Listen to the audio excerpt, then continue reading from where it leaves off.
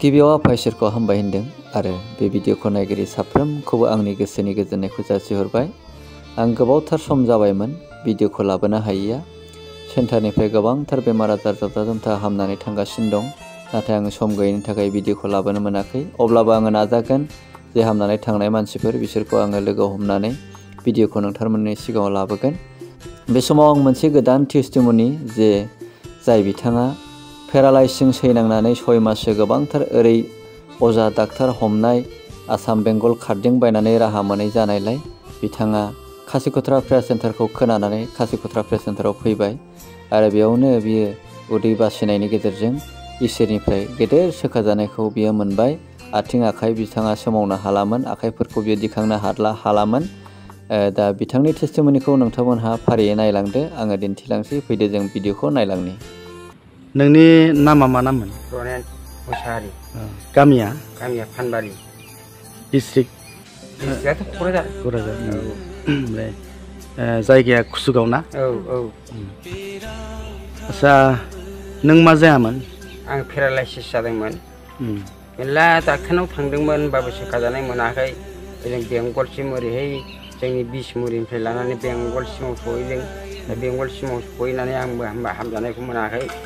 ओमफ्राय दा आङो बिजामादै दङ आंहा बैयाव गारलाबारियाव। दा बेनो लेंहरनानै आंखौ लाबोदों।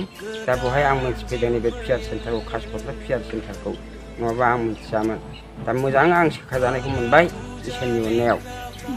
माबायदि मोनोमोन आथिङा? आथिङा एकदम बरा, खुनु आन्दाज गैया। बरा, ओंखामखौ गिलुब बालु जायोमोन। दा आं इसोरनि अननायाव।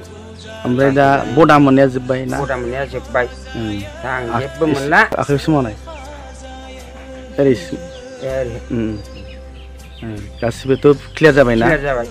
साफा मोनबायना? साफा मोनजोब्बाय गासिबो। आं बादि गोबां जानायफोर दंब्ला बे पियार सेन्टाराव फैनो हागोन, खासिक'त्रा पियार सेन्टाराव। होमबानो इसोरनि अननायजों सोखाजानायखौ मोनगोन। मा बेमार हामो ओरैनो भाई? बेमारा अनेक फाग्ला फाग्लि, पेरालाइसिस, मथा मथि जा बेराम जायो नोङो इसोरनाव जुदि बरसा दंब्ला नों फाहामजानायखौ मोनगोन। ओमफ्राय बाहाय मा थाखा फैसाफोर नांगौ नामा? थाखा फैसा गरसेबो नाङा। नों ओरैनो फैनानै थाफैनाय, नोंनि जानाय लोंनाय फिथाइ सामथाइ बेयावल' एसे नांगौ आरो। बेखौ गरसेबो नाङा। होमबा दा थांसै ना? आं दा थांनोसै।